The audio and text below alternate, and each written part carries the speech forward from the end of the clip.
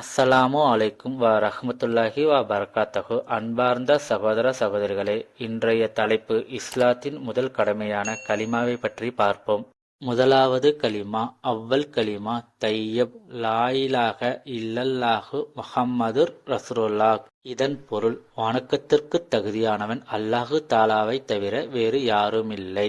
முகமது நபி ஸல்லல்லாஹு அலைஹி வஸல்லம் அவர்கள் அல்லாஹ்வுடைய தூதராக இருக்கின்றார்கள். இரண்டாவது கலிமா ஷஹாதத் அஷ்ஹது அல்லா இலாஹ இல்லல்லாஹு வஹ்தஹு லா ஷரீக லஹு வ அஷ்ஹது அன்ன முஹம்மதன் அப்துஹு வ ரசூலுஹு. இதன் பொருள், நிச்சயமாக வணக்கத்துக்குரியவன் அல்லாஹுவை தவிர வேறு யாருமில்லை, அவன் தனித்தவன், அவனுக்கு யாதொரு இணையுமில்லை என்று நான் சாட்சி கூறுகின்றேன்.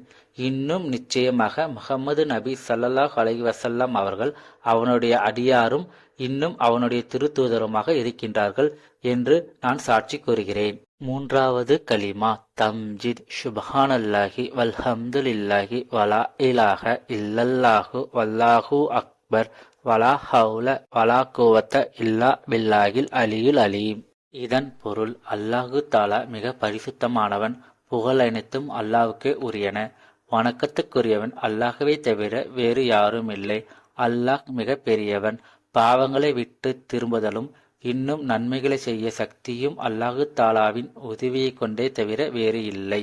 நான்காவது கலிமா தௌஹீத் லாஹிலாஹ இல்லல்லாஹு வஹ்தஹு லா ஷரீக லஹு லஹுல் முல்கு வலஹுல் ஹம்து யுஹ்யி வ யுமீத்து பிஹிதில் ஹைரு வஹுவ அலா குல்லி ஷைஇன் கதீர். இதன் பொருள், வணக்கத்துக்குரியவன் அல்லாஹுவை தவிர வேறு யாருமில்லை, அவன் தனித்தவன், அவனுக்கு யாதொரு இணையும் இல்லை, ஆட்சியெல்லாம் அவனுக்கே உரியது, புகழனைத்தும் அவனுக்கே உரியது, அவனே எல்லா பொருட்களுக்கும் உயிர் கொடுக்கின்றான், அவனே எல்லா பொருட்களையும் மரணிக்கச் செய்கின்றவன், நன்மையெல்லாம் அவன் கைவசமே இருக்கின்றன, அவன் எல்லா பொருட்களின் மீதும் சக்தி உடையவனாக இருக்கின்றான். ஐந்தாவது கலிமா ரத்துல் குஃபுர் அல்லாஹும்ம இன்னி அவுது பிக்க மின் உன் உஷ்ரிக்க பிக்க ஷைஅன் வானா அஹலமு வ அஸ்தஃபிருக்க லிமாலா அஹலமு இன்னக அன்த அல்லமுல் குயுது அன்கு வதபர்அத்து அன்குல்லி தீனின் சிவ தீனில் இஸ்லாம் வ அஸ்லம்து வ ஆமன்து வ அகூலு லா இலாஹ இல்லல்லாஹு முஹம்மது ரசூலுல்லாஹி.